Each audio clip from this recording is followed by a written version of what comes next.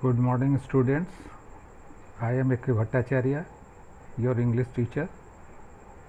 Today I am going to start with class 10th English. First I would like to go through the syllabus of class 10th so that you can understand better what you are going through all the year. So here you can see the syllabus of class 10th. This is my first video, and accordingly I will go through the details. First of all, you understand what is given here. First, you can see there are three sections, and first of them is section A, reading, which is also commonly known as unseen passage. You will have three unseen passage, you can see here, of a total length of 600 words. That means the three section, or you can say the three unseen passages, total word will be 600 divided into three sections, and the three sections are, as you can see, a factual passage of 200 words in which you will find 5 MCQs, multi choice questions, out of which one will test vocabulary. Okay. Factual passage, I would like to explain a little bit about this, and before that I think I would like to also speak a little bit of Hindi also, otherwise some students might not feel very comfortable with English, so I will mix it. Factual passage, that means the passage which is actually given the fact, different type of fact. For example, a fact that regarding Taj Mahal, you will find something in that passage which says about the details of the Taj Mahal. It is a fact. So this type of passage is called factual description. Then second is discursive passage, in which a discussion, a narrative will be given 200 words. किसी चीज़ के बारे में विस्तार से बताया जाना, ऐसे common चीज़ जो हमारे लाइफ में हम लोग देखते हैं उन्हीं से रिलेटेड वो पैसेज होगा 200 वर्ड्स का, and 5 MCQs will be there, and out of which उन 5 MCQs में से एक वोकेबुलरी होगा. वोकेबुलरी एक होगा, आप इसका मतलब भी समझ लीजिए, जैसे सेम मीनिंग वर्ड जो आप पैसेज के अंदर दिया हुआ है, और आप क्वेश्चन एक दूसरे वर्ड देके पूछा जाएगा कि इस वर्ड से मिलता जुलता वो कौन सा वर्ड आपको पैसेज में मिलेगा. साइनोनिम्स, एंटोनिम्स, ऑपोजिट, सेम, ये आपके वोकेबुलरी को स्ट्रॉन्ग बनाने के लिए किया जाता है, आपको वर्ड कलेक्शंस आपकी बढ़ जाती है. एंड देन द थर्ड, जो तो वो पैसेज होगा, it is an extract from a poem और ए लिटरेरी पैसेज. किसी लिटरेचर का कोई पैसेज, कोई भी किसी भी बुक का, वो बुक दुनिया के कोई भी बुक हो सकता है, उसमें से कोई एक स्टोरी, कोई एक ट्रैवल के रिलेटेड चीज़ें, या कोई पोइट्री जो मिनिमम ऑफ 14 लाइंस की होंगी, और वो दिया रहेगा. उसमें भी 5 सप्लाई टाइप क्वेश्चन, आप उसको पढ़ेंगे पोइट्री या पैसेज को, और उससे रिलेटेड आपको क्वेश्चन पूछा जाएगा जो उसके अंदर मौजूद है. उस क्वेश्चन को आपको पढ़ के उस स्टोरी को या जो भी पैसेज दिया उसको इवैल्यूएट करना पड़ेगा, समझना पड़ेगा, एनालिसिस करके आपको बताना पड़ेगा. उसमें भी एक वोकेबुलरी दिया रहेगा. ये जो प्रोज में अगर दिया होगा तो 200 वर्ड्स का, और अगर पोएट्री के रूप में then it will be 14 lines of poem. ये पोएम कहीं का भी हो सकता है. It is not very difficult. We will go through all this 3 type of passages. I will give you the example of this and how to solve it, that I will also discuss. Then second section is writing section. Here you can see and of course reading section consists of 15 marks. 15 marks के होंगे। Total आपको पता है 80 marks के paper होंगे, तो 80 marks में से डिवीज़न है 15 reading, 15 writing, then third section that is grammar section, that is also 15, हो गया आपका 45। बाकी जो मार्क्स बचे that is for text book या लिटरेचर सेक्शन के लिए, यानी आपके टेक्स्ट बुक में से क्वेश्चन आंसर वगैरह, किसी पोएम का एक्सट्रैक्ट दिया जाएगा, एक पार्ट दिया जाएगा, वो आपको करना है। सेक्शन ए रीडिंग के बाद हम आते हैं section be writing. Here you will find 3 different question. First question in section B writing section will be a letter writing, any one of, या तो वो informal letter होगा या formal letter होगा। and I believe आपको याद होगा informal letters and formal letters किसे कहते हैं, क्लास 9th में आपने ज़रूर पढ़ा होगा।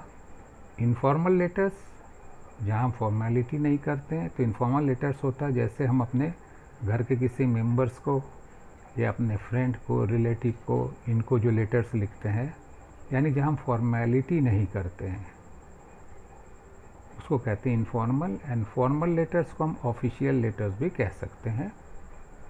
और ईमेल, ये 3 में से कोई एक दिया जा सकता है जो 80 to 100 वर्ड्स के रहेंगे, किसी भी कॉन्टेक्स्ट पर दिया जा सकता है। किस टाइप के लेटर, टॉपिक किस तरह का होगा, we will definitely discuss it in our next videos. Then the next question will be writing an article और स्पीच। ये कोई भी विजुअल या वर्बल कोई स्टिमुलस के जरिए दिया जा सकता है, यानी किसी तो कोई टॉपिक पर दिया जा सकता है, या कोई एक विजुअल, कोई एक फोटोग्राफ भी दिया जा सकता है जिसके ऊपर उसको पहचान के आपको उस पर आर्टिकल लिखना है या स्पीच देना है। क्या होगा उसका फॉर्मेट, आप जब कॉपी में उतारेंगे तो उसको किस तरह से लिखेंगे, ये चीज़ें हम लोग ज़रूर डिस्कस करेंगे। आपको इसकी प्रैक्टिस करनी होगी। ये 120 to 150 वर्ड्स में होना है। And then the next question is writing a short composition, यानी शॉर्ट में आपको ऐसे टाइप लिखना है। ऐसे टाइप में मतलब ये स्टोरी या रिपोर्ट फॉर स्कूल मैगजीन जैसे आपको लिखना है, एक शॉर्ट कंपोजिशन के रूप में लिखना है। This 3 question consist of 5 marks each, यानी 15 मार्क के ये क्वेश्चंस हो गए। ओके, इसके बाद हम मूव करेंगे section see that is grammar.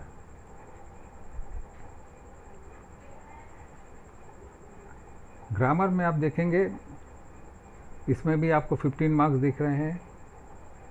इसमें क्या क्या मिलेगा आपको, आप खुद देख सकते हैं।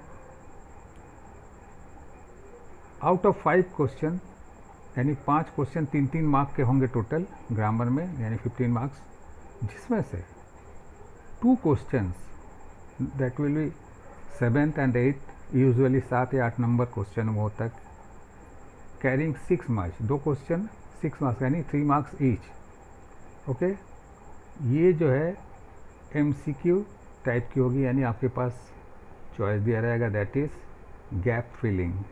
गैप फिलिंग का मतलब आप समझ लीजिए, एक पैसेज की तरह दिया रहेगा, बीच बीच में कुछ ब्लैंक स्पेस होगा, आपको उसको सेंटेंस के अकॉर्डिंग, अगर आपके पास उसमें वर्ड दिए रहेंगे उसको किस फॉर्म में लिखना है या कौन सा लिखना है, उसकी ऑप्शन भी दे रहेंगे, आपको उसको करना है।